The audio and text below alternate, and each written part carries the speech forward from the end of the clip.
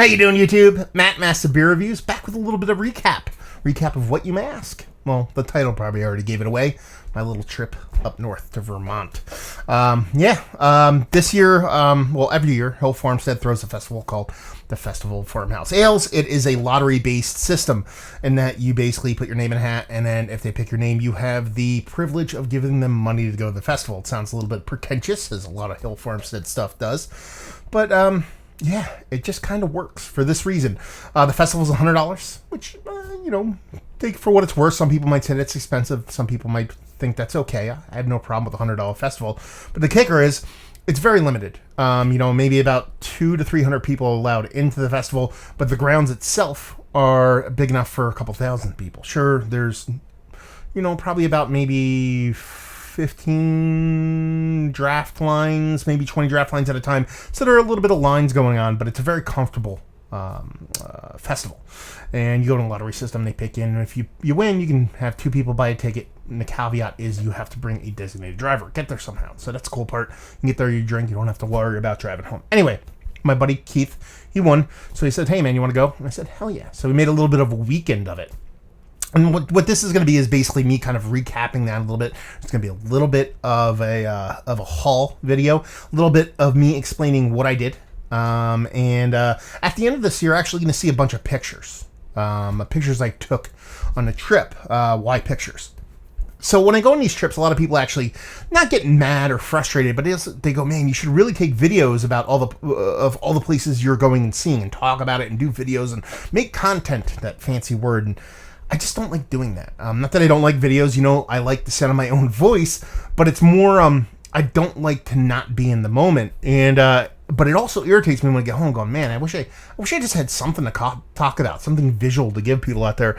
My wife is a amateur photog. She has a decent camera and stuff like that. I said, hey babe, can I borrow your camera? And I'm going to take it with me. I'm going to try to take some pictures. And I really went out of my way to actually take pictures of it. So what I'm going to give you is basically a collage of all the pictures that I took while on this trip. Give you a little bit of captions, maybe where I'm at or what I'm drinking.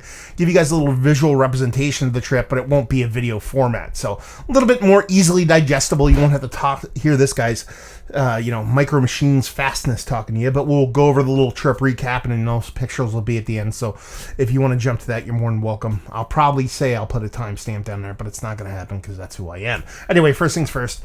I went with my buddy Keith and his lovely girlfriend, Britt. Drove out there. First place we went to, and I'm going to do the haul along the way as I do these. Kind of makes sense in my brain. Went to Suarez Brewing, which is just south of Rhinebeck, just north of Poughkeepsie.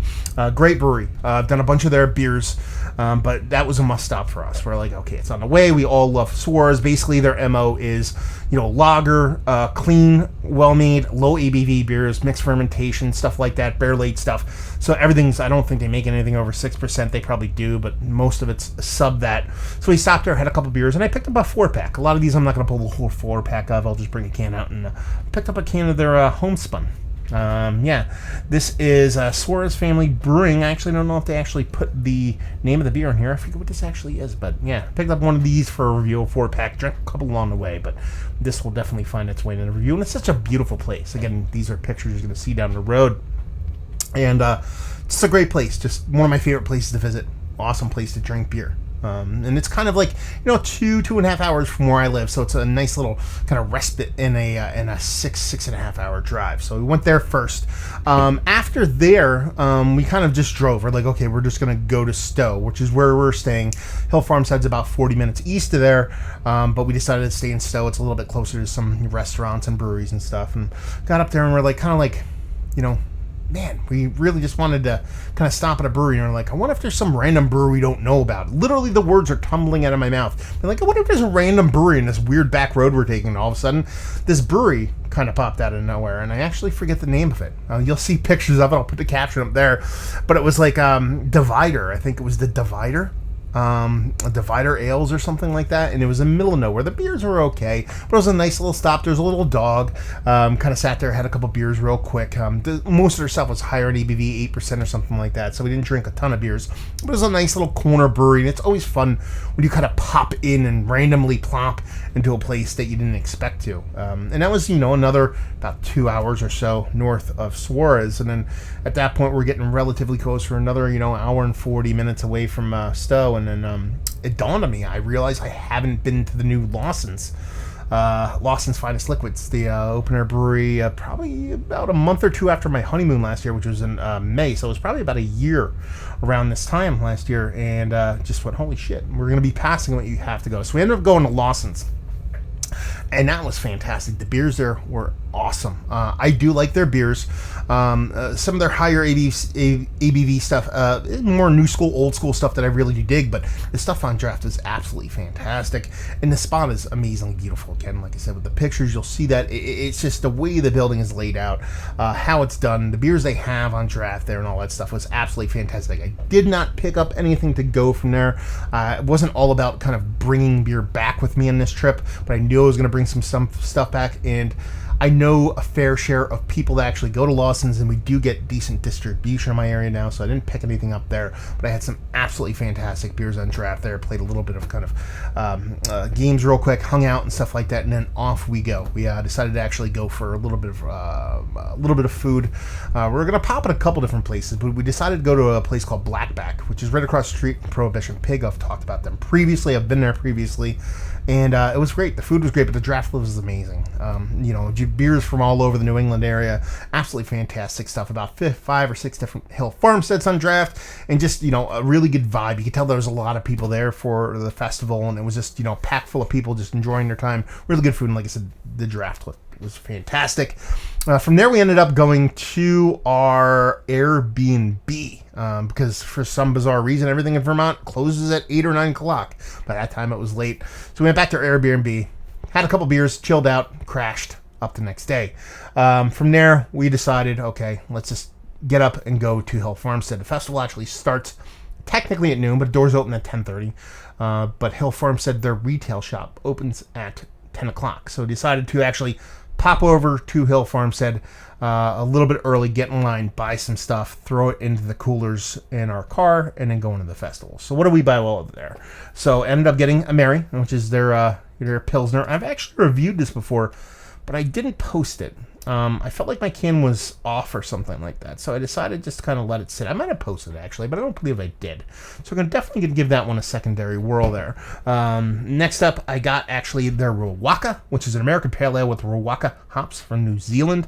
I'm kind of really excited about this. Lower in ABV. I don't know if the ABV is actually on the can here, but it's a Pale Ale, so it's not going to be a huge beer. But something about low ABV Pale Ales, hop forward, Hill Farmstead. Speaking my language.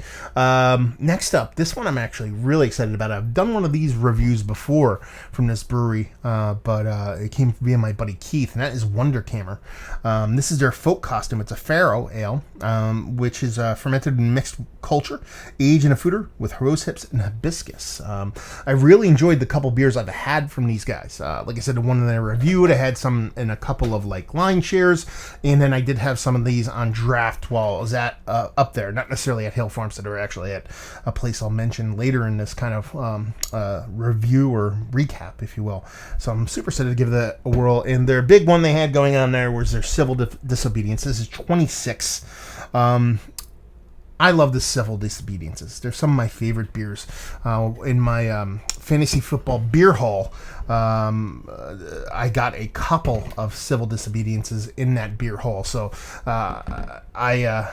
I love those, and usually I like a little bit of time on them, but I don't think this one's going to last all that long. They share some with friends, and I was kind of pumped because they actually did a half version of the 26.5% for the festival itself, and I was pumped to try it because I was like, okay, you get the bottle, you get the half one, a little bit much the same, if different, if you will, but something happened, like the carbonation wasn't right on that one, so they didn't end up serving it at the festival, so I never got to try that one.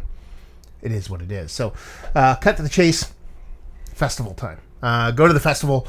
Absolutely fantastic. Like, I'm not a big festival guy. I don't go to a lot of beer festivals. Pennsylvania has soured me quite a bit on festivals in that they're just run by kind of distributors. This one's quite a bit different. You know, you get proper glassware on your way in, great little food trucks. And basically how it is it rotates every year. The festival changes every year in that they have, like, you know, different years, a different theme. Like last year was just all Hill Farmstead beers. The year before that, it was a bunch of other different breweries, side projects, stuff like that. This year it was very much a Belgian influence leaning fest. So it was Hill Farmstead Bière de Blages, I believe is what it's called. Three Fontaine, whatever you want to call it. There's no wrong. And who else was there? There was Lost Abbey, and there was Russian River. So very Belgian influenced beers. And everything is, as the name would suggest, a festival of farmhouse ales. So everything's lower ABV, festival of farmhouse ales, farmhouse leading beers. But there's always these kind of super whales that people want. Some of the stuff from Hill Farmstead, some of the Dre Fontaine stuff, some of that kind of stuff. So lines do get quite long. And there's two schools of thought when it comes to that, I guess. And it's either you want that beer or you want every other beer. And that's kind of the school of thought. Not a huge line waiter. So I would, when everybody would kind of line up, and we're talking like half the festival would line up in one line, me and my buddy Keith would just kind of bop in and out of a couple different lines. And there were some absolutely amazing beers there. I'm trying to think the ones that really did it for me. I should be a little bit better prepared for this. The big one was Instinctive. And I believe that was a Lost Abbey. No, that was Russian River Instinctive, I believe. That was probably my favorite beer. It was the first beer ahead of the festival, and it was one of my favorite ones. The second one I liked, what was that? Man, I forget all these names. You figured I'd do the homework. One of the cool things about the festival is they have all these breweries, and it's all the brewers from all the breweries kind of lined up pouring, but on the other side of the field, they had like a lager tent, you know, and there was their Poetica from Hill Farmstead, and then their other one, I forget, it started with an M, I forget the name of that one. I'm sure everybody out there is going to correct me and say, oh, dumbass, it's called this. That one, that other lager was one of my favorite beers. And there was a couple other ones, a couple of them, the Blages, the Hill Farmstead, I forget, again, the names. I forget which one it was. They had like a 3% pale ale that I got like 3 glasses of. I think that was the only beer I repeated besides the lager. But it was really nice. It was very hot. I am sunburnt like crazy. I don't know if you can actually see the sunburnt on my neck, but I mean, I got roasted. That's because I didn't wear sunscreen. But it was a great little festival, and it was awesome, comfortable, laid back. Everything was cool. All the people were cool. Met a bunch of awesome people. You know, had about a couple, half dozen or dozen or so people come up to me and say hi, recognize me from the video. Some people that are just viewers. Some people that were kind of connected with breweries, which is kind of cool. They're like, hey man, send you some beer, and I'm like, fuck yeah. So it was just a really cool afternoon of just relaxing, drinking good ass fucking beer. Heartburn. Mind you, well, I took heartburn pills, but man, farmhouse beer all day. Pretty awesome. Anyway, and that with a charity raffle. You've seen the pictures. Sean from Hill Farmstead, Sean Hill, and a bunch of people kind of at the end of those pictures holding bottles and buckets, and that's them giving away to a good little cause. So they made a bunch of money for that. I think they made like 20, almost 30 grand in donations for like a school, like a learning kind of nonprofit. So that was pretty cool. And from there, we actually headed back to where we're going to live for the night, Airbnb it. Same place the night before. And there was this one place we had the night before when we went to that Blackback piece. We had this beer from a place called Ten Bends. It was a darker beer. My buddy Keith got it, but I believe it was just like it was like a mild ale, a darker English style ale, and it was pretty good. And we're like, you know what, screw it, let's hit this Ten Bends. It's not super far away from us. And we went there, and actually, it might have been my favorite brewery I hit on the whole trip. Went there, immediately got like a little session pale ale. It was absolutely fantastic. From there, I ended up getting something a bit bigger hoppy wise. But while I was there, I ended up picking their double IPA. This is their Northern Heights double IPA, 8% alcohol by volume. This is probably my highlight brewery of the trip. There were so many good ones, it's hard to kind of rank them like that. But I ended up picking this up, and I'm really excited to give this a whirl because of the other beers, because we didn't stay long, maybe 3 beers. But I really enjoyed what I had there, so I'm kind of excited to give that sucker a whirl. From then, we're starving. I mean, we ate a little bit, but we needed some food. And one thing me and Keith definitely wanted to do while we were out there is we actually wanted to go to Von Trapp Brewing, which is basically just Lagerville. So we decided to cruise on over there, and on your way, you literally pass the Alchemist. So we stopped at the Alchemist, did a couple tasters real quick, and ended up picking up 2 cans from there, which is their Farmer's Daughter, which is a Belgian-style Saison at 7%. Yeah. No, needless to say, I'm super excited about that one. And 4.4 Kenny's Kolsch. Yeah, the Kolsch and a Belgian-style Saison. I mean, listen, you're talking about Alchemist. From my interview I did with John last year, if you want to check it out, the Beer Master Podcast. I'm in the old Alchemist in there. One of my favorite podcasts I've ever done. Well, at the same time, one of my favorite places to go. Tasters are free. The place smells like crazy good weed. And it's just fantastic. So we went there, went to Von Trapp. And ended up chugging some lager, eating some good food. Went outside to take some pictures, bumped into a gentleman who was actually like, hey man, I like the reviews. And I was like, cool. And he's like, it felt a little like weird. He's like, actually, he's like, I saw you at Festival of Farmhouse sales. I didn't want to say anything and bother you. I was like, nah, dude, you should have told me that. And he ended up telling me that he's like, I ended up being real cool. I won a bottle in the raffle. There was only about 7 bottles, so he was a pretty lucky dude. Turns out I had a bunch of pictures of him winning the raffle, so it ended up working out pretty well for him. Ended up taking a couple of pictures and going from there. And from there, yeah, we just ended up going to a couple beer places, a couple restaurants. We went to a place called Doc Ponds, which was fucking crazy bonkers cool because I went in there and I got, like, what did I get to start off? This soft, I got the Wonder Camera draft. I forget the name of the beer, but it was absolutely fantastic. And then I started looking at a list. 2010 North Coast Old Stock, son. 2010. That bottle right there. I ended up finding one of these on their bottle list, which tickled me pink to no end, and it was only $10. $10. You go into a bar, you want a North Coast Old Stock? $9. 2019 version. $10 all day. It was absolutely fantastic. And from there, we just kind of moseyed on our way home.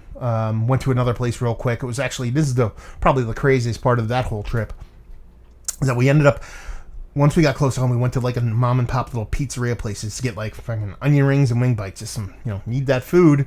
And they had like 3 Phil Hill Farmsteads on draft.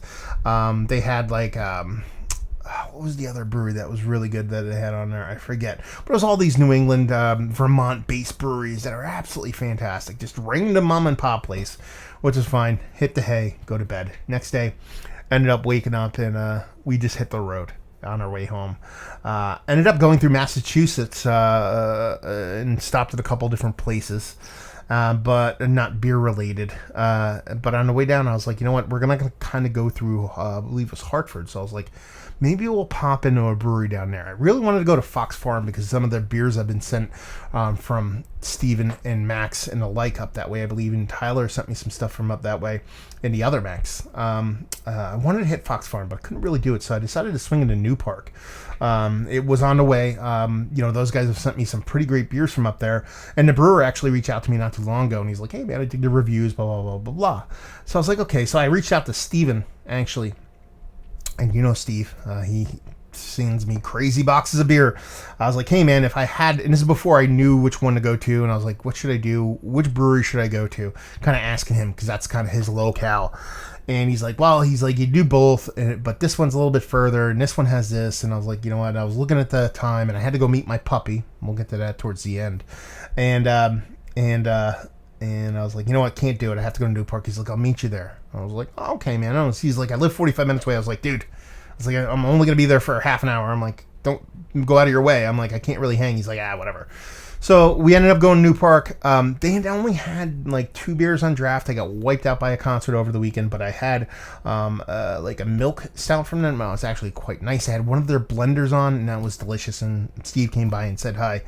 What would Steve do if he comes by? He brings me beer. So that's the big part of my haul over here. I have another kind of beer haul from Steve. People give me beer, I got to do an unboxing. So we're going to do that first. So we'll start with the bottles. So we're going to go a little Hill Farmstead, a little bit of Treehouse Double Shot. This is their hair bender. I'm not going to read all this because it's going to take forever, but it's going to be, hair bender. It's a dark chocolate molasses espresso bean overtone citrusy like coffee stout. So yeah, a little double shot in your life. That does not suck. unless you have 2 double shots. And this would be their Costa Rica Torres family coffee base. Might have to do a side-by-side for those two. And then you have this, which is their triple shot. Okay, maybe a side-by-side, which is their triple version Imperial Stout of the double shot. And then we have a 4th double shot, and this is the espresso double shot.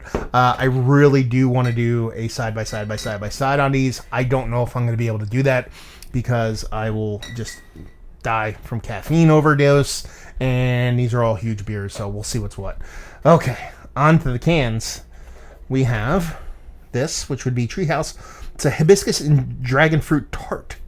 I don't know if there's a name on it, just called hibiscus, I believe. Yeah. I guess this might be something kettle sour. Maybe the dragon fruit, because dragon fruit imparts a big part of tartness. So maybe that's part of it. But yeah, that's a really pretty can.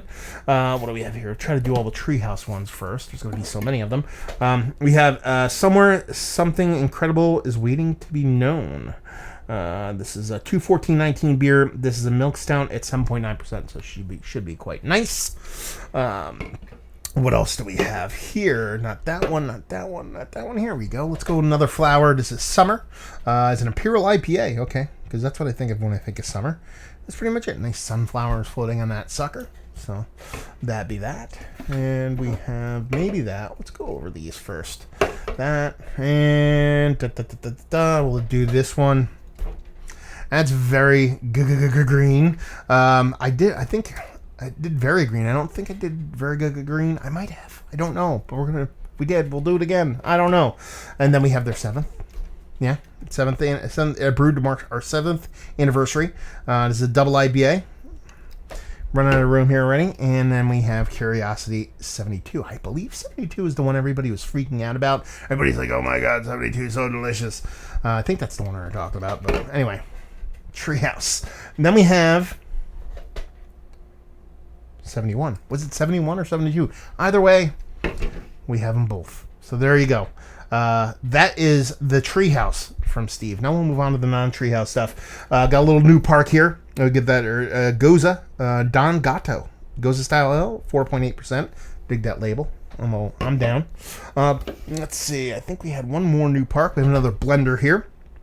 This is their brunch, which I believe I was sent before. If I did, I'll just chug the shit out of that one. We have a new brewery time. We have Still Hill as a double coffee stout conditioned with coffee beans. I can get down with that. That's what it is. New brewery. What's the ABV on the sucker? 8.2. And then we have a couple relic jams. We have the Scarab Event, and this is a triple IPA, 10% alcohol by volume. Try to kill me, aren't you, Steve? And then we have, as the box falls over, Triple India Pale Ale by Relic in the Buckling. Sorry. There you go. See a little buckling on there. So look at that. So cans galore. Most of this is, probably 1/3 my trip, 2/3 Steve happening. Very sorry to Max, I have to say. I did not write Steve in the meaning of actually hooking up with him. I told Max and Steve, when I get up that way, we're going to hook up, we're going to chug some beers, we're going to have a blast. Ended up hooking up with Steve just because he was like, I'll meet you real quick, because I was asking about places to pop, and yeah. I would have told you, dude, but like I said, it was only half an hour, so I felt bad for him coming out. Anyway, so this is a crazy awesome haul. I'm going to love the shit out of this, but that's not it. The last part of this trip is the best part, in that I had to get back to northern New Jersey by 5:30 because I had to meet my new puppy. I wish I had a picture of him, but you're going to see him when I get him. I haven't gotten him yet. He still has to go through a couple vet visits, so fingers crossed everything goes really well. He's a rescue dog. He's part Australian cattle dog. No idea what the dad is, but he's a terror. We've been puppy proofing the house. His name is Taco. And he's gonna be my new bud. He's gonna be cool, He's gonna be in a lot of the videos. So that was the end of our trip. That was full circle.